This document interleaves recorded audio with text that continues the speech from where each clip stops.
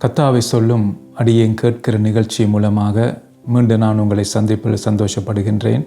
நாம் சேர்ந்து கர்த்தருடைய வார்த்தையை நாம் தியானிப்போம். கடைசி காலத்துக்குள் நாங்கள் வந்திருக்கிறோம். கர்த்தர் சொன்ன தீர்க்க தரிசனங்கள் எல்லாம் எங்களுடைய கண்களுக்கு முன்பாக அது நடந்து கொண்டு வருகிறது. ஆகவே மணவாளனை சந்திக்கிறதுக்கு மணவாட்டியாகிய சபையாகிய நாங்கள் ஆயத்தப்பட்டு அவரை நாம் எதிர்நோக்கி கொண்டு போவதற்கு கர்த்தர் எங்களை தகுதிப்படுத்த வேண்டும். ஸோ இன்றைக்கு சபையை பார்த்தீங்கன்னா கடந்த முறை நாங்கள் இன்றைக்கு மணவாட்டி அவள் தூங்கி கொண்டிருக்கிறதை நாங்கள் பார்க்கிறோம். அதனால தான் அப்படி தூங்கி கொண்டிருந்தால் மணவாளனை சந்திக்கிறதுக்கு நாம் ஆயத்தப்பட முடியாமல் இருக்கும். அதனால் தான் கர்த்தருடைய ஆவியானவர் இந்த நாளிலும் எங்களோடு பேசி கொண்டிருக்கிறார். ஆகவே நாங்கள் மனம் திரும்ப வேண்டிய பல பகுதிகள் இருக்கிறது.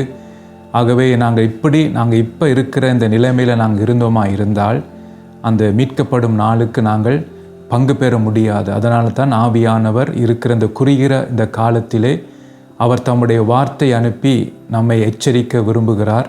ஆகவே நாம் அந்த வார்த்தையை கேட்டு நாங்கள் மனம் திரும்பும் போது கர்த்தர் அந்த மணவாளனை சந்திக்கிறது கேட்ட விதமாக பரிசுத்த ஆவியானவர் நம்மை உருவாக்குவார். அதான் நாங்கள் மீட்கப்படும் நாளுக்கு எப்படி நாம் ஆயத்தப்பட வேண்டும் என்று சொல்லி தான் நாம் என்ன செய்கிறோம் பார்த்து ஆரம்பித்திருக்கிறோம். அதான் முதலாவது நாங்கள் பார்த்தோம், கிறிஸ்துவுக்குள் நாம் மரிக்க வேண்டும் அல்லது வாழ வேண்டும் என்று சொல்லி. அப்போ நம்முடைய காலம் இந்த பூமியில் நாங்கள் முடியும் போது நாம் கிறிஸ்துவுக்குள் மரிக்கக்கூடிய விதமாக இருக்க வேண்டும். அதான் மிக மிக முக்கியம். நம்முடைய வாழ்க்கையில் கிறிஸ்துவுக்குள் நாம் மரிக்க வேண்டும் என்று சொல்லி நாம் பல காரியத்தை நாம் தியானித்து நாங்கள் அப்போ பாருங்கள், அதான் 1 தெசலோனிக்கர் 4:16 நாங்கள் பார்க்குறோம். பாருங்கள், கிறிஸ்துவுக்குள் மரித்தவர்கள் முதலாவது எழுந்திருப்பார்கள் என்று சொல்லி அங்கே நாங்கள் பார்க்குறோம். அப்போ அதான் மிக முக்கியம். நம்முடைய வாழ்க்கையில் கிறிஸ்துவுக்குள் நாம் வாழ்ந்தால்தான் அவருக்குள்ளாம் மரிக்க முடியும். அதான் பார்த்தீங்கன்னா நாங்கள் பார்த்துருக்கிறோம். கிறிஸ்துவுக்குள் என்னுடைய வாழ்க்கை இருப்பதற்கு நான் என்ன செய்ய வேண்டும் என்று சொல்லி நாம் அதையும் பார்த்து நாங்கள் அப்போ முதலாவது பார்த்து நாங்கள் சத்தியமுள்ளவரை அறிந்து கொள்வதற்கேற்ற புத்தி நமக்கு தேவை என்று சொல்லி அந்த புத்தி தான் அந்த சத்தியமுள்ளவரை நான் அறியும் போது தான் என்னுடைய வாழ்க்கையில் பல கட்டுகள் நாம் கட்டப்பட்டிருக்கிறோம். அப்போ சத்தியத்தை நாங்கள் அறியும் போது எங்களுடைய வாழ்க்கையிலே கர்த்தர் எதிர்பார்க்குற அந்த விடுதலை நம்முடைய வாழ்க்கையிலே வரும். அப்போ நம்முடைய வாழ்க்கையில் விடுதலை வரும்போது தான் நாம் சத்தியமுள்ளவரை அறிய என்னுடைய வாழ்க்கையிலே மாற்றங்கள் உண்டாகும். அதுதான் மிக மிக முக்கியம். நம்முடைய வாழ்க்கையில் சத்தியமுள்ளவரை நாம் அறிய வேண்டும். ஸோ மீட்கப்படும் நாளுக்கு எப்படி நாம் ஆயத்தப்பட வேண்டும்? முதலாவது கிறிஸ்துவுக்கு நாம் மரிக்க வேண்டும், வாழ வேண்டும். ஸோ ரெண்டாவது பார்த்தோம் நாங்கள் என்னென்று சொன்னால், இயேசு கிறிஸ்து என்னப்பட்ட சத்தியம் உள்ளவருக்குள் பார்த்தீங்கன்னா நான் நிலைத்திருக்க வேண்டும். ரெண்டாவது அப்போ அவர் நிலைத்திருந்தால்தான் பார்த்தீங்கன்னா நான் கிறிஸ்துவுக்குள் என்னுடைய வாழ்க்கை இருக்கும். அப்போ அவர் நிலைத்திருந்தால்தான் கர்த்தர் அந்த முக்கியத்தை நாங்கள் பார்த்து நாங்கள் யோவான் சுவிசேஷத்தில் 15 நாங்கள் பார்த்து அவர் நாம் நிலைத்திருக்க வேண்டும்னு சொல்லி. அப்போ கடந்த முறை நாங்கள் பார்த்து நாங்கள் 3வது காரியம் என்னென்றால், என்னுடைய வாழ்க்கையில் மறுரூபம் உண்டாக வேண்டும். அது முக்கியம். நம்முடைய வாழ்க்கையில் அந்த மறுரூபம் மிக மிக முக்கியம் நம்முடைய வாழ்க்கையிலே. அதான் நாங்கள் பார்த்து நாங்கள் 2 கொரிந்தியர் 3:அதிகாரத்தில் 17-18 நாங்கள் பார்க்கும்போது அதாங்க வேதம் நமக்கு என்ன சொல்லுகிறேன்னா, நாம் மகிமை அடைந்து நாம் மறுரூபம் ஆக வேண்டும் என்று சொல்லி அங்கே நாங்கள் கடந்த முறை நாங்கள் தியானித்து நாங்கள் அப்போ நம்முடைய வாழ்க்கையில் ஒரு வளர்ச்சி வர வேண்டும், ஒரு ஆவிக்குரிய ஒரு வளர்ச்சி வர வேண்டும் என்று சொல்லி நாம் கடந்த முறை நாங்கள் பார்த்து நாங்கள் அதான் இதில் பார்த்தீங்கன்னா நாம் எப்படி பார்த்தீங்க என்னுடைய வாழ்க்கையில் மறுரூபமே இந்த நாட்களிலே நம்முடைய வாழ்க்கையிலே மறுரூபம் இல்லை என்று சொன்னால், அதான் 2 கொரிந்தியர் 4:4 நாங்கள் பார்த்து நாங்கள் சுவிசேஷத்தின் ஒளி நம்மை பிரகாசிக்காதபடிக்கு சத்துரு என்ன செய்தான் என்றால் நம்முடைய மனதை குருட்டாக்கினான் என்று சொல்லி அங்கே நாங்கள் பார்க்கிறோம். அப்போ நம்முடைய வாழ்க்கையில பார்த்தீங்கன்னா கர்த்தருடைய வார்த்தை தான் நமக்கு வெளிச்சத்தை தரும். அப்போ அந்த வார்த்தை எனக்குள் இல்லாமல் போனால் என்னுடைய வாழ்க்கையில இருளதான் இருக்கும். ஆனால் நான் சபைக்கு போய் வருவேன், ஊழியம் செய்வேன், ஜெபம் பண்ணுவேன், வேதம் வாசிப்பேன், ஒரு கிறிஸ்தவனாக செய்ய வேண்டிய எல்லா கடமைகளை நான் செய்வேன். ஆனால் என்னுடைய வாழ்க்கை இருளுக்குள் இருக்கும். அப்போ சத்துருவின் நிச்சயம்படி செய்ய அவனாலே நான் நடத்தப்படுவேன். அதனால தான் நாங்கள் பார்க்கிறோம் இதில் அப்போ என்னுடைய வாழ்க்கையில் இந்த மறுரூபம் இல்லாமல் இருக்கும். அதான் என்னுடைய வாழ்க்கையில பார்த்தீங்கன்னா கர்த்தர் எதிர்பார்க்கிற அந்த மாற்றங்கள் என்னுடைய வாழ்க்கையில் இல்லாமல் இருக்கும். அப்போ அதுக்கு என்ன காரணம் என்றால், சுவிசேஷத்தின் ஒளி, அதாவது கிறிஸ்துவின் வசனத்தை என் இருதயத்தில் நான் எடுத்துக்கொள்வதில்லை, அது எனக்கென்று நான் எடுத்துக்கொள்வதில்லை. அதுதான் அதன் விபரீதம். அதான் இந்த காரியத்தை நாம் கடந்த முறை நாங்கள் பார்த்து பாருங்கள், யோவான் எழுதின சுவிசேஷம் 16:13 உங்களுக்கு நான் வாசிக்க விரும்புகிறேன். சத்திய ஆவியாகி அவர் வரும்போது சகல சத்தியத்துக்குள்ளும் உங்களை நடத்துவார். அவர் தம்முடைய சுயமாய் பேசாமல் தாம் கேள்விப்பட்டவைகள் யாவையும் சொல்லி வரப்போகிற காரியங்களை உங்களுக்கு அறிவிப்பார் என்று சொல்லி இங்கே நாங்கள் பார்க்கிறோம். அப்போ கர்த்தருடைய ஆவியானவர் நமக்குள் இருந்து அவர் என்ன செய்வார் என்றால் பாருங்கள், முதலாவது சத்திய ஆவியாக வரும்போது என்ன காரியம் நடக்குமாம், சகல சத்தியத்துக்குள்ளும் அவர் என்ன செய்வார், நம்மை நடத்துவார். அப்போ இந்த வேதத்தில் என்னென்ன காரியங்கள் எழுதப்பட்டிருக்கிறதோ அது எல்லாவற்றையும் நம்ம கற்றுக் கொடுப்பார். அப்போ இந்த காரியங்கள் என்னுடைய வாழ்க்கையில் இந்த கற்று தரும்போது அப்போ தான் எனக்கு தெரியும் இந்தந்த காரியங்கள் கர்த்தருக்கு பிரியமற்ற காரியங்கள் என்று சொல்லி எனக்கு அது தெரிய வரும். அப்போ சத்தியத்துக்குள் என்னை நடத்தும் போது அப்போ சத்தியம் உள்ளவரை நான் அறிய முடியும். அப்போ ஆவியானவர் என்ன செய்வார் என்றால் ஒவ்வொரு காரியங்களையும் என்ன கற்றுக் கொடுப்பார். என்ற சத்தியம் உள்ளவரை நான் அறிந்தால்தான் வேதம் என்ன சொல்லுது, சத்தியத்தையும் அறிவீர்கள், சத்தியம் உங்களை விடுதலையாக்கும் என்று சொல்லி. அப்போ என்னுடைய வாழ்க்கையில் ஒரு விடுதலை வர வேணும் என்று சொன்னால் நான் என்ன செய்வேணும் என்றால் பரிசுத்த ஆவியானவர் என்னை நடத்துவதற்கு நான் விட்டு கொடுக்க வேண்டும். அதான் இங்க பார்க்கிறோம், சகல சத்தியத்துக்குள்ளும் அவர் என்ன செய்வார், என்னை நடத்துவார். அது மாத்திரம் இல்லை, அவர் தம்முடைய சுயமாய் பேசாமல் அவர் தம் இஷ்டத்துக்கு அவர் பேச மாட்டார். தாம் கேள்விப்பட்டவைகள் யாவையும் சொல்லி, அதாவது பரலோகம் என்ன சொல்லுகிறதோ, இயேசு என்ன போதனை நமக்கு சொன்னாரோ அது எல்லாவற்றையும் என்ன செய்வார் என்றால் அவர் அவையும் சொல்லி வரப்போகிற காரியங்களையும் எங்களுக்கு அறிவிப்பார். அப்போ கர்த்தர் சொன்ன காரியத்தையும் எனக்கு சொல்லி தருவார், வரப்போகிற காரியங்களையும் அதை எதிர்காலத்தில் என்ன நடக்க போகிறது என்று சொல்லி அதையும் குறித்து கர்த்தர் என்ன செய்வார் என்ற ஆவியானவர் அதை எனக்கு வெளிப்படுத்துவார். பாருங்கள், பல காரியத்தை நாம் கற்றுக்கொள்ளுகிறோம். அப்போ வரும் போகும் காரியங்கள் உலகத்துக்கு தெரியாது. எவ்வளோ படித்த மனிதர்கள் இருக்கிறார்கள், எவ்வளோ பார்த்தீங்கன்னா ஐஸ்வர்யவான்கள் இருக்கிறார்கள். ஆனால் அவர்களுக்கு வரப்போகும் காரியங்கள் ஒன்றும் தெரியாது. நாளைக்கு என்ன நடக்க போகிறதுன்னு சொல்லி இந்த உலகத்துக்கே தெரியாது. பாருங்க, பணம் இருக்கு, ஆனால் அந்த பணம் வைத்திருக்கிறவளாலே நாளைக்கு என்ன நடக்க போகிறதுன்னு சொல்லி அவர்களுக்கே தெரியாது. அப்போ உலகம் பார்த்தீங்கன்னா நாளைக்கு நாளண்டைக்கு அடுத்த வருஷம் என்ன நடக்க போகிறதுன்னு சொல்லி ஒருவருக்கும் தெரியாது. ஆனால் ஆவியானவர் அதை நமக்கு வெளிப்படுத்துவார். அதான் நாங்கள் பார்க்குறோம் இங்கே. அதனால தான் நம்முடைய வாழ்க்கையில் நாம் ஆவியானவரை துக்கப்படுத்தாதபடிக்கு நான் மிகவும் கவனமாய் நாம் காத்துக்கொள்ள வேண்டும். அதான் மிக மிக முக்கியம். என்ற மீட்கப்படும் நாளுக்கு ஆவியானவர் நமக்கு முக்கியம். அதான் நாங்கள் பார்க்குறோம் எபேசியரில், மீட்கப்படும் நாளுக்கென்று முத்திரையாக பெற்றுக்கொண்ட பரிசுத்த ஆவியானவரை துக்கப்படுத்தாதிருங்கள் என்று சொல்லி. அப்போ நாம் பல காரியத்தினால் நாம் துக்கப்படுத்தக்கூடிய சூழ்நிலையிலே பிசாசு நம்மை நடத்துவான் ஆவியானவரை துக்கப்படுத்துவதற்கு. அப்போ அதனால் மிகவும் கவனமாக இருக்க வேண்டும். ஆவியான எவ்வளவு முக்கியம் என்று நாங்கள் பார்க்குறோம். யோவான் 16:13 என்று அவர் தான் சத்தியத்துக்குள் என்னை நடத்த வேண்டும், நான் செய்ய வேண்டிய எல்லா காரியத்தையும் அவர் தான் எனக்கு கற்றுக் கொடுக்க வேண்டும். அப்போ இயேசு சொன்ன எல்லா காரியத்தையும் அவர் எனக்கு ஞாபகப்படுத்துவார், அந்த காரியத்தை எல்லாம் எனக்கு சொல்லி தருவார். அது மாத்திரமல்ல, வரப்போகும் காரியங்களையும் குறித்து ஆவியானவன் கற்றுக் கொடுப்பார். அப்போ இந்த காரியம்தான் மிக மிக முக்கியம். ஏனென்றால் இது கடைசி காலத்தை நாங்கள் வாழ்கிறோம். அப்போ இந்த மீட்கப்படும் நாள் எப்பென்று நமக்கு தெரியாது. அவர் எந்த நாளிலே இயேசு வருவார் என்று சொல்லி நாம் அறியாமல் இருக்கிறபடியினாலே விழித்திருங்கள் என்று சொல்லுகிறார், அதே நேரத்தில் ஆயத்தமாக இருங்கள் என்று சொல்லுகிறார். அப்போ இது ரெண்டு காரியம் நம்முடைய இந்த காலத்தில் நமக்கு முக்கியம். அப்போ நம்முடைய பிள்ளைகளுக்கு பார்த்தீங்கன்னா இந்த காரியத்தை நாம் சொல்லிக் கொடுக்க வேண்டும். என்ற நாம் எல்லாரும் பார்த்தீங்கன்னா ஆயத்தப்பட வேண்டும். நம்முடைய மணவாளனை சந்திக்க நாம் எல்லாரும் ஆயத்தப்பட வேண்டும். அப்போ ஆயத்தமாக இருந்தவர்களுக்கு மாத்திரம்தான் அந்த எக்கால தொனி தொனிக்கும் போது அந்த சத்தத்தை நம்மால் கேட்க முடியதா இருக்கும். அப்போ அதனால தான் நாம் ஆயத்தப்பட வேண்டும். அப்போ அதுக்கு தான் பரிசுத்த ஆவியானவரை நாம் முத்திரையாக நாம் பெற்றுக்கொண்டோம். பாருங்க, ஒரு வசனத்தை நான் வாசித்து நாம் கடந்து போக விரும்புகிறேன்.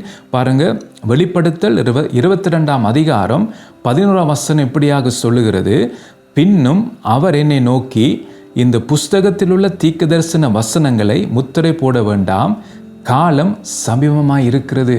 பாருங்க, தானியேலுக்கு ஆண்டவர் என்ன சொல்லுகிறார், முத்திரை போட, இன்னும் காலம் இருக்குன்னு அங்கே ஆண்டவர் சொன்னார். ஆனால் இப்போ சொல்லும் போது, வெளிப்படுத்தல் எழுதும் போது யோவானுக்கு சொல்லுகிறார். பார்த்தீங்கன்னா பாருங்க, இந்த புஸ்தகத்தில் உள்ள தீர்க்கதரிசன வசனங்களை முத்திரை போட வேணாம், காலம் சமீபமாக இருக்கிறது.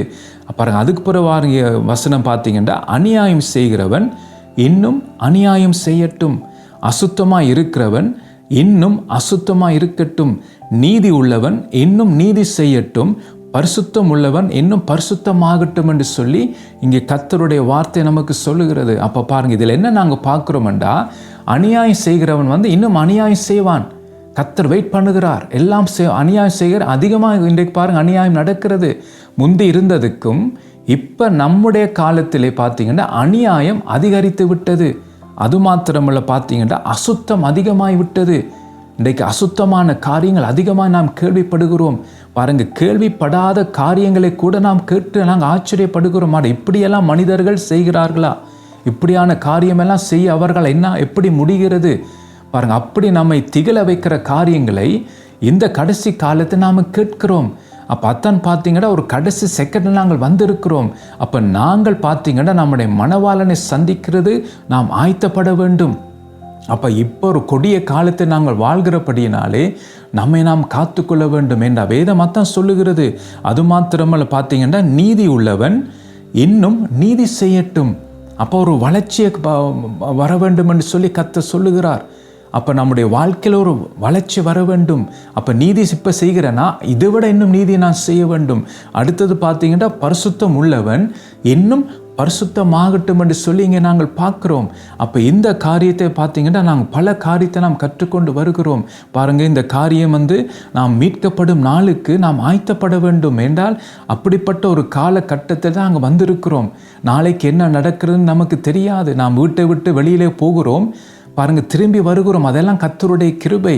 அதான் அப்போஸ்தலர் நடபடியில் நாங்கள் பார்க்குறோம். அவருக்குள் நாம் அசைகிறோம், இருக்கிறோம், பிழைக்கிறோம். பாருங்கள், அப்போ அவராலைத்தான் நாம் பிழைக்கிறோம், அவராலைத்தான் நாம் அசைகிறோம், அவராலைத்தான் நாங்கள் பார்த்தீங்கன்னா உயிரோடு இருக்கிறோம்.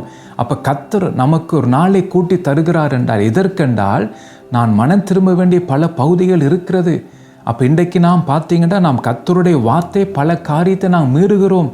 நம்முடைய வார்த்தைகளினாலே நாம் மீறுகிறோம், நம்முடைய கண்களின் பார்வையினாலே நாம் மீறுகிறோம், நம்முடைய செவிகளாலே நாம் மீறுகிறோம். பல பேருடைய காரியங்களை பார்த்தீங்கன்னா நாம் கேட்கிறோம், பரியாச வார்த்தைகளை நாம் கேட்கிறோம். அப்போ அதெல்லாம் நாம் கவனமாக இருக்க வேண்டும். அப்போ அதெல்லாம் பார்த்தீங்கன்னா கர்த்தருடைய வார்த்தை நாம் மீறி செய்கிற காரியங்கள். அப்போ இந்த காரியங்கள் நம்முடைய வாழ்க்கையில் இருந்தால் அந்த மீட்கப்படும் நாளுக்கு நாம் பங்கு பெற முடியாது. அப்போ நாம் நினைக்கிறோம், ஏதோ நான் சபைக்கு போய் வருகிறேன், நான் ஊழியம் செய்கிறேன், நான் 3 வேளை நான் ஜெபம் பண்ணுகிறேன், மற்றது கிழமைக்கு நான் மாதத்தில் ஒருக்கா நான் உபவாசம் பண்ணுகிறேன், எல்லா உபவாச கூட்டத்திலும் நான் தவறாமல் கலந்து கொள்கிறேன். ஸோ இப்படி பல காரியங்கள், அதாவது கிறிஸ்துவுக்காக செய்கிற எல்லா காரியத்தை நாம் வைத்து நாம் என்ன நினைக்கிறோம் என்றால் பரலோகம் நாம் போய்விடுவேன்னு சொல்லி நம்பிக்கொண்டிருக்கிறோம். அதாவது மீட்கப்படும் நாளுக்கு நான் எடுத்துக்கொள்ளப்படுவேன் என்று சொல்லி நான் நினைத்து கொண்டிருக்கிறோம். பாருங்கள், இயேசுவிடத்து அந்த வாலிபன் வருகிறான். அவன் ஒரு எண்ணத்தோடு வருகிறான். அவன் என்ன நினைக்கிறான் என்றால் தான் சின்ன வயசுலேருந்து எல்லாவற்றையும் நாம் செய்கிறபடியினால் நான் நித்திய ஜீவனுக்குள் நான் போய்விடுவேன் என்று சொல்லி அவன் அந்த எதிர்பார்ப்போடு தான் இயேசுவிடத்து கேள்வி கேட்கிறான், நித்திய ஜீவனுக்கு பிரவேசிக்கிறதுக்கு நான் என்ன செய்ய வேணும் என்று சொல்லி. அப்போ ஆண்டவர் சொல்லுகிறார் என்ன காரியம் என்று சொல்லும்போது அவன் என்ன சொல்லுகிறான், சிறு வயதிலிருந்து அவர்களை நான் கை கொண்டு வருகிறேன் என்று சொல்லி. அப்போ அவன் என்ன நினைத்தான் என்றால், இதெல்லாம் நீ கை கொண்டு வந்தியா, நல்லது, சந்தோஷம், இப்படி தொடர்ந்து செய், நீ நித்திய ஜீவனுக்கு போய்விடலாம் என்று சொல்லி இயேசு சொல்லுவார் என்று அவன் ஒரு எதிர்பார்ப்போடு தான் வந்திருக்க வேண்டும். ஆனால் அங்கே என்ன பார்த்தீங்கன்னா அவன் எதிர்பார்க்காத ஒரு காரியத்தை இயேசு அவனுக்கு சொன்னார். அது என்ன சொன்னார் என்றால், உனக்குள் இருக்கிறதை நீ விற்று அது தரித்திரத்துக்கு கொடு, அதுக்கு பிறகு என்னை பின்பற்றி வா என்று சொல்லி அவர் சொன்னார். அப்போ என்ன பார்த்தீங்கன்னா அவன் துக்கத்துடன் போய்விட்டான்னு சொல்லி நாங்கள் பார்க்குறோம். அப்போ நாம் என்ன நினைக்கிறோம் என்றால், நான் இதெல்லாம் நாம் செய்கிறபடியாலே நான் நித்திய ஜீவனுக்கு போய்விடுவேன் என்று சொல்லி நாம் நினைத்து கொண்டிருக்கிறோம். ஆனால் அப்படி போக முடியாது. நாம் விட வேண்டிய காரியங்கள் இருக்குது. அப்போ அந்த வாலிபன் விட வேண்டிய காரியம் இருந்தது. அதுக்கு ஆண்டவர் சொன்னார், இதெல்லாம் நீ விட்டுட்டு என்னை பின்பற்றி வான்னு சொல்லி. அப்போ அவனால் அதை விட முடியலை. அப்போ இது என்ன நாங்கள் பார்க்குறோம்டா, நித்திய ஜீவனுக்குள் போவதற்கேற்ற காரியம் அவனுடைய வாழ்க்கையில் இல்லை. அவன் எதிர்பார்த்தபடி அவன் போக முடியலை. அப்போ இன்றைக்கு நாம் அப்படி தான் இருக்கிறோம். நாம் ஊழியம் செய்கிறோம், அது செய்கிறோம், இது செய்கிறோம் என்று சொல்லி அதை நினைத்து கொண்டு நாம் என்ன நினைக்கிறோம் என்றால் நித்திய ஜீவனுக்கு நாம் போய்விடுவோம் என்று சொல்லி. அப்படி நாங்கள் போக முடியாது. இடுக்கமான வாச வழியாக தான் நாம் பிரவேசிக்க வேண்டும். அப்போ பல காரியத்தை நாம் இழக்க வேண்டும், பல காரியத்தை நாம் விட்டுவிட வேண்டும். அப்போ அதற்காகத்தான் பார்த்தீங்கன்னா கர்த்தர் நமக்கு ஒவ்வொரு நாளும் கூட்டி தருகிறார். எதற்கென்றால் நாம் மனம் திரும்ப வேண்டும் என்பதற்காகத்தான். அப்போ இன்னும் மனம் திரும்ப வேண்டிய பல காரியங்கள் இருக்கிறது. சில காரியம் நமக்கே தெரியாமல் இருக்கிறது. நாம் தப்பு செய்துட்டேன்னு சொல்லி நமக்கே தெரியாமல் இருக்கு. அதுக்கு தான் ஆவியானவர் கண்டித்து உணர்த்துகிறவர். அப்போ அவர் நமக்கு உணர்த்தும் போது உடனே நாம் மனம் திரும்ப வேண்டும். அதான் ஆவியார் நமக்கு முக்கியம். அப்போ மீட்கப்படும் நாளுக்கு அவர் நம்மை ஆயத்தப்படுத்தி கொண்டு வாரார். அப்போ அதுக்கு நாம் என்ன செய்யணும் என்றால், சத்தியம் உள்ளவர் அறிந்து ஆவியானவர் எனக்கு உணர்த்தும் போது அதை நான் பாவ அறிக்கை பண்ணி ஜெபம் பண்ணும் போது என்னுடைய வாழ்க்கையில் ஒரு விடுதலை வரும். அப்போ என்னுடைய வாழ்க்கையிலே பார்த்தீங்கன்னா கர்த்தர் எதிர்பார்க்குற மாற்றங்கள் வரும். அதான் மகிமை மேல் மகிமை அடைந்து நாங்கள் மறுரூபம் அடைவது. அப்போ இந்த மாமிச சரீரத்தை நாம் கலைந்து விட்டு வானத்துக்குரிய சரீரத்தை நாம் தரிப்பித்து நாம் எடுத்துக்கொள்ளப்படுவோம். அப்போ அது இந்த காரியங்கள் இமைப்பொழுதிலே அதை சம்பவிக்கும். அதான் வேதத்தை நாங்கள் பார்க்குறோம். அப்போ இந்த சம்பவம் இனிமேல் நடக்க போகிறது. அப்போ அது எப்போ நடக்கும் என்று தெரியாது. ஆனால் நாம் அதுக்கு ஆயத்தப்பட வேண்டும். பாருங்கள், நாங்கள் எங்கேயாச்சும் ஒரு விடுமுறைக்கு போவதாக இருந்தால் பாருங்கள் 4 மணி விடிய 4 மணிக்கு ஃப்ளைட் என்று சொன்னால் நாம் எவ்வளோ ஆயத்தப்படுகிறோம் என்று பாருங்கள்.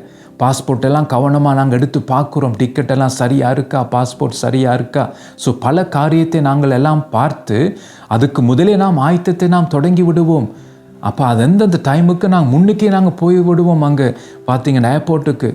அப்போ பாருங்கள், இந்த உலக ரீதியாகவே நாம் ஆயத்தப்பட வேணும்னு நமக்கு தெரிகிறது.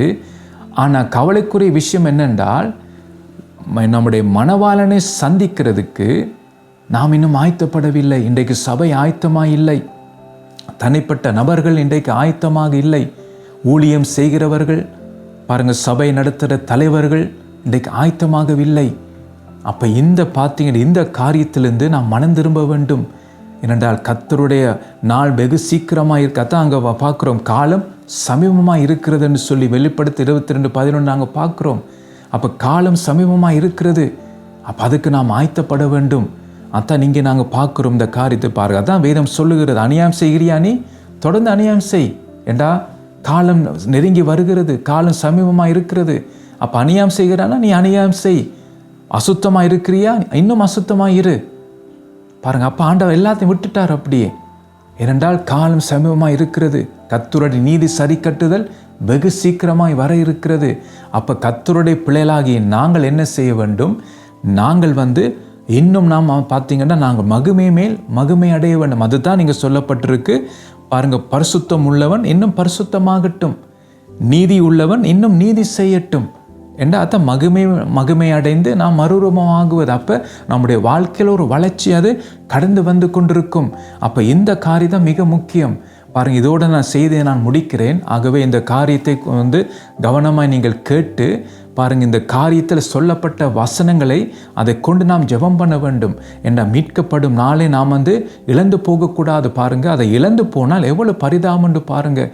உலக காரியத்தை நாம் வெறுத்து மற்றதை ஒவ்வொரு ஞாயிற்றுக்கிழமை ஆண்டவர சமூகத்துக்கு பாருங்கள் எல்லாம் நாம் செய்து ஊழியம் செய்து எல்லாம் செய்து அந்த மீட்கப்படும் நாளை நாம் விட்டோம்னால் எவ்வளோ வேதனையாக இருக்கும். அதற்காகத்தானே நாம் சபைக்கு போகிறோம்.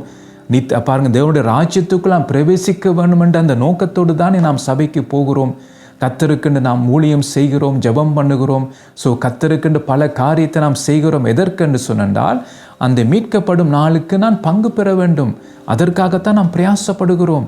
ஆனால் இன்றைக்கு பார்த்தீங்கன்னா நாம் சத்துருவினாலே வஞ்சிக்கப்பட்டு அந்த குருட்டாட்டத்தில் நாம் இருக்கிறோம். அந்த மைக்கு நிலைமையில் நாம் இருக்கிறோம். அப்போ நாம் ஆயத்தப்படாதபடிக்கு நாம் ஆயத்தப்பட்டால்தான் நாம் மீட்கப்படும் நாளுக்கு நாம் பங்கு பெற முடியும். அப்போ அந்த விழிப்பாக இருந்தால்தான் மீட்கப்படும் நாளுக்கு நாம் பங்கு பெற முடியும். அப்போ சத்துரு என்ன செய்தான் என்றால் நம்மை குருட்டாட்டத்தில் வைத்து அவன் தன்னுடைய கலைகளை நமக்குள்ளே விதைக்கிறான். அதான் நம்முடைய வாழ்க்கையில பார்த்தீங்கன்னா இன்னும் விட முடியாத காரியங்கள் இருக்கிறது. பாருங்கள், இன்னும் கசப்பு இருக்கிறது, இன்னும் பொறாமை இருக்கிறது, இன்னும் சண்டை பண்ணுவது இருக்கிறது. பாருங்கள், இன்னும் மூர்க்கம் இருக்கிறது, விட்டு கொடுக்காத தன்மை இருக்கிறது, எரிச்சல் பொறாமை இருக்கிறது. பாருங்கள், உலகத்தால் இருந்தால் அது சகஜம். ஆனால் இன்றைக்கு கிறிஸ்துவன் என்று சொல்லுகிற நம்முடைய வாழ்க்கையில் இது இருந்தால் பாருங்கள் எவ்வளோ பரிதாபம் இது. அப்போ சத்துரு நமக்குள் கிரியை செய்கிறத நாம் இடம் கொடுத்து விட்டோம். அதான் அவன் என்ன செய்கிறான் என்றால் நாம் தூங்கி கொண்டு இருக்கும் போது அவன் தன்னுடைய கலைகளை நமக்குள்ளே விதைக்கிறான். அப்போ அந்த கலை தான் நமக்குள்ளே பார்த்தீங்கன்னா கனியாய் வெளியில் வரும். அதான் நாங்கள் பல காரியத்தை பார்த்தோம். கசப்பான கனி கொடுப்பது. அப்போ அந்த கசப்பான கனி எப்படி வருகிறது என்றால் சத்துரு விதைக்கிற அந்த கலைகளினாலே நம்முடைய உள்ளத்திலிருந்து அந்த கசப்பான கனி வெளியில் வருகிறது. அதான் கோபம், சண்டை, அதெல்லாம் பார்த்தீங்கன்னா சத்துரு விதைத்த அந்த காரியங்கள். அப்போ அதனால தான் ஆவியின் கனி நமக்குள் இருக்க வேண்டும். அப்போ தான் கிறிஸ்துவின் சாயல் நமக்குள் காணப்படும். அப்போ இதெல்லாம் நாங்கள் பல காரியத்தை நாம் கற்றுக்கொண்டோம். ஆகவே பரிசுத்த ஆவியானவர் தான் நமக்கு இந்த காரியத்தை நமக்கு உதவி செய்ய வேண்டும். நம்முடைய பலத்தாலே இந்த காரியத்தை நாம் செய்ய முடியாது. நம்முடைய பலத்தாலே மீட்கப்படும் நாளுக்கு நாங்கள் ஆயத்தப்பட முடியாது. அப்போ அதுக்கு நமக்கு என்ன தேவை என்றால் உன்னதத்திலிருந்து வருகிற பலம் நமக்கு தேவை. என்ற அவருடைய பலத்தால் மாத்திரம்தான் இவைகளை நாங்கள் மேற்கொள்ள முடியும் என்று அவர் தான் நமக்கு பலம் தர வேண்டும். அப்போ இந்த காரியத்தை நாம் மேற்கொள்ள வேண்டும். பாருங்க, வசனத்தை உங்களுக்கு நான் வாசிக்க விரும்புகிறேன். இதை நீங்கள் ஜெப குறிப்பாக இந்த வசனத்தை நீங்கள் எடுத்து நீங்கள் இதற்காக நீங்கள் ஜெபம் பண்ண வேண்டிய முக்கியமான அந்த வசனம் இது. சங்கீதம் 80 2ஆம் அதிகாரம். எப்ராஹிம், பெஞ்சமின், மனாசே என்பவர்களுக்கு முன்பாக நீர் உமது வல்லமையை எழுப்பி எங்களை இரட்சிக்க வந்தருளும். தேவனே, எங்களை திருப்பி கொண்டு வாரும். உமது முகத்தை பிரகாசிக்க பண்ணும். அப்பொழுது இரட்சிக்கப்படுவோம் என்று சொல்லி இங்கே நாங்கள் பார்க்குறோம். பாருங்கள், அப்போ இதில் என்ன நாங்கள் பார்க்குறோம் என்று சொன்னால், பாருங்கள், எப்ராஹிம், பெஞ்சமின், மனாசே என்பவர்களுக்கு முன்பாக. அப்போ இன்றைக்கு நமக்கு முன்பாக பாருங்கள், இப்போ நாம் என்ன எதற்காக ஜெபிக்க வேண்டுமென்றால், நீர் உமது வல்லமையை எழுப்பி எங்களை ரட்சிக்க வந்தருளும் என்று சொல்லி. அப்போ இன்றைக்கு நாம் என்னதுக்காக ஜெபிக்க வேண்டும் என்று ஆண்டவரே, இன்றைய நாளிலும் ஆண்டவரே உம்முடைய வல்லமை நீர் எழும்ப பண்ணி ஆண்டவர் எங்களை ரட்சிக்க வாரும் என்று சொல்லி. இன்றைக்கு நாம் பல காரியத்தை நாம் கட்டப்பட்டிருக்கிறோம். சில காரியங்கள் நமக்கே தெரியாமல் நாம் கட்டப்பட்டிருக்கிறோம். அப்போ அது ஆவியானவருக்கு தான் அது தெரியும். அதான் உன்னத பலத்தாலே நாம் தரிப்பிக்கப்பட வேண்டும். அதான் சொல்லப்பட்ட நீர் உமது வல்லமை எழுப்பி. அப்போ பரிசுத்த ஆவியானவருடைய வல்லமையினாலே கர்த்தர் என்ன நம்ம எழுப்புவார். அதான் ரோமர் 8ஆம் அதிகாரத்திலே அந்த காரியத்தை வடிவாக எழுதியிருக்கிறது. அதை நான் வாசிக்க விரும்புகிறேன். அப்போ தான் இந்த காரியத்தை நீங்கள் விளங்கிக் கொள்வீங்க. ரோமர் 8ஆம் அதிகாரம் 11ஆம் வசனத்தை உங்களுக்கு நான் வாசிக்கிறேன். அன்றியும் இயேசுவை மரித்தோரிலிருந்து எழுப்பினவருடைய ஆவி உங்களில் வாசமாயிருந்தால், கிறிஸ்துவை மரித்தோரிலிருந்து எழுப்பினவர் உங்களில் வாசமாயிருக்கிற தம்முடைய ஆவியினாலே சாவுக்கு எதுவான உங்கள் சரீரங்களையும் உயிர்ப்பிப்பார் என்று சொல்லி இங்கே நாங்கள் பார்க்குறோம். அப்போ இதுதான் சங்கீதம் 80 பாருங்க 2ஆம் வசனம் சொல்லப்படுது, நீர் உமது வல்லமையை எழுப்பி எங்களை ரட்சிக்க வந்தருளும். அதான் நாங்கள் விபரமாக ரோமர் 8ஆம் அதிகாரத்திலே 11ஆம் வசனத்தை விபரமாக எழுதி வைக்கப்பட்டிருக்கிறது. பாருங்க, இயேசுவை மரித்தோரிலிருந்து எழுப்பினருடைய ஆவி உங்களில் வாசமாக இருந்தால்னு சொல்லப்பட்டிருக்கு. அப்போ என்னன்னு சொன்னால், சில பேருக்குள் ஆவியானவர் வாசம் பண்ணவில்லைன்னு அர்த்தம். பாருங்க, உங்களில் வாசமாக இருந்தால், அப்போ நார்மலாக எப்படி எழுதியிருக்கணும்? உங்களில் வாசமாக இருக்கிற ஆவியானவர் எழுதியிருக்கணும். இதில் என்ன எழுதியிருக்கண்டா, ஆவி உங்களில் வாசமாக இருந்தால். அப்போ என்ன பார்க்குறோம் என்றால், அநேகருக்குள் பரிசுத்த ஆவியானவர் இல்லாமல் இருக்கிறார். அதான் நாங்கள் பார்க்குறோம். ஆவியானவர் நம்மை விட்டு போக முடியும். நாம் கவனமாக இருக்காட்டால் நம்மை விட்டு போக முடியும். அதான் நாங்கள் கடந்த முறையெல்லாம் நாங்கள் பார்த்து நாங்கள் ரட்சிக்கப்பட்டும் பாருங்கள் பரம ஈவை ருசி பார்த்தும் பரிசுத்த ஆவியை பெற்றும் பின்வாங்கி போனவர்கள் சொல்லி அங்கே நாங்கள் பார்த்தோம் விபரேயரில். அப்போ நம்முடைய வாழ்க்கையில் அந்த பின்மார்க்கம் நமக்கு தெரியாமல் அது வரும். நாம் எல்லாம் ஆலயத்துக்கெல்லாம் போய் வரலாம், ஆனால் நாம் பின்வாங்கி போயிருப்போம். அப்போ அதனால தான் இங்கே வேதம் என்ன சொல்லுகிறது என்றால், அன்றையும் இயேசுவை மரித்தோரிலிருந்து எழுப்பினருடைய ஆவி உங்களில் வாசமாயிருந்தால். அப்போ அவன் என்னக்குள் வாசமாக இருந்தால் ஆவியானவர், அப்போ அந்த வல்லமையினால் என்ன செய்வார்? கிறிஸ்துவை மரித்தோரிலிருந்து எழுப்பினவர் உங்களில் வாசமாயிருக்கிற தம்முடைய ஆவியினாலே சாவுக்கு ஏதுவான உங்கள் சரீரங்களை உயிர்ப்பிப்பார். அப்போ என்னுடைய வாழ்க்கையில் உயிர்மிச்சு வர வேண்டும் என்றால் எனக்குள் ஆவியானவர் வாசம் பண்ண வேண்டும். அதான் நாங்கள் பார்க்குறோம். அதான் சொல்லப்படுகிறேன்டா, உங்களில் வாசமாயிருக்கிற தம்முடைய ஆவியினாலே சாவுக்கு எதுவான உங்கள் சரீரங்களையும் உயிர்ப்பிப்பார். அப்போ என்னுடைய வாழ்க்கையில் ரட்சிப்பு உண்டாகும். அப்போ எந்த காரியத்தை நான் கட்டுப்பட்டு இருக்கிறேனோ அந்த காரியத்திலேருந்து எனக்கு ஒரு விடுதலை உண்டாகி கர்த்தர் என்னை உயிர்ப்பிப்பார். அதை நாங்கள் பார்க்குறோம். உங்கள் சரீரங்களையும் உயிர்ப்பிப்பார். அப்போ இந்த சரீரம் பிசாசு இச்சைப்படி செய்ய அவனாலே நடத்தப்பட்ட சரீரம். ஆனால் ஆவியான எனக்குள் இருந்து எனக்கு ஒரு விடுதலை கர்த்தர் கொடுத்து என்னுடைய சரீரத்தை, அதாவது பிசாசு இச்சைப்படி செய்ய அவனாலே பிடிப்பட்டிருக்கிற அந்த சரீரத்தை அவர் என்ன உயிர்ப்பிப்பார். தமக்கேற்ற விதமாக என்னை உயிர்ப்பிப்பார். அப்போ என்னுடைய அவயங்கள் எல்லாம் நீதிக்குரிய ஆயுதங்களாக அவர் மாற்றுவார். அப்போ இதுவரைக்கும் என்னுடைய அவயங்கள் எல்லாம் பிசாசு இச்சைப்படியால் செயல்பட்டது. அவன் இச்சைப்படி என்னுடைய கைகள் செயல்பட்டது, என்னுடைய கால்கள் செயல்பட்டது. ஆனால் இப்போ பார்த்தீங்கன்னா ஆவியானவர் எனக்குள் இருந்து தம்முடைய வல்லமையினாலே என்னை உயிர்ப்பிக்கும் போது என்னுடைய சரீரத்தின் அவயங்கள் எல்லாம் நீதிக்குரிய ஆயுதங்களாக ஆண்டவர் என்ன செய்வார் என்றால் அதை பயன்படுத்துவார். அதான் நாங்கள் பார்க்குறோம். அதான் சங்கீதம் 80 நாங்கள் பார்த்தோம். எழுப்பி எங்களை ரட்சிக்க வந்தருளும் என்று சொல்லி இங்கே ஜெபம் பண்ண. அப்போ நாம் இதற்காக ஆண்டவரே என்னுடைய சரீரத்தின் அவயங்களை கத்தாவே நீங்கள் உயிர்ப்பிக்க வேணும் என்று நான் ஜெபிக்கிறேன் என்று சொல்லி இதற்காக நான் ஜெபிக்க வேணும். ஆண்டவரே ரட்சியும், என்னென்ன காரியத்தை நான் கட்டுப்பட்டு இருக்கிறேனோ ஆண்டவரே இந்த கட்டிலிருந்து எனக்கு ஒரு விடுதலை தாரும், என்னை ரட்சியும், உம்முடைய வல்லமையினாலின் ரட்சியும் என்று சொல்லி நாம் இதற்காக ஜெபிக்க வேண்டும் என்ற மிக முக்கியம் இந்த ஜெபங்கள். அடுத்த 3ஆம் வசனம் பார்த்தீங்கன்னா, தேவனே எங்களை திருப்பி கொண்டு வாரும். அதாவது சங்கீதம் 3ஆம் வசனம், தேவனே எங்களை திருப்பி கொண்டு வாரும், உமது முகத்தை பிரகாசிக்க பண்ணும். அதான் சுவிசேஷத்தின் ஒளி. அவருடைய முகத்தில் இருக்கிற அந்த வெளிச்சம் எனக்குள் காணப்பட வேண்டும். அப்பா தேவனுடைய சாயல் எனக்குள் காணப்படும். அதான் வேதம் சொல்லுகிறது. ஆண்டவரே முதலாவது என்னை திருப்பி கொண்டு வாரம். அதை எனக்கு ஒரு மனம் திரும்புதலை உண்டாக்கும். ஆண்டவரே என்னுடைய வாழ்க்கையிலே மனம் திரும்புதல் உண்டாக வேண்டும். அதான் சங்கீதம் 19, 12, 13 நாங்கள் பார்க்குறோம்.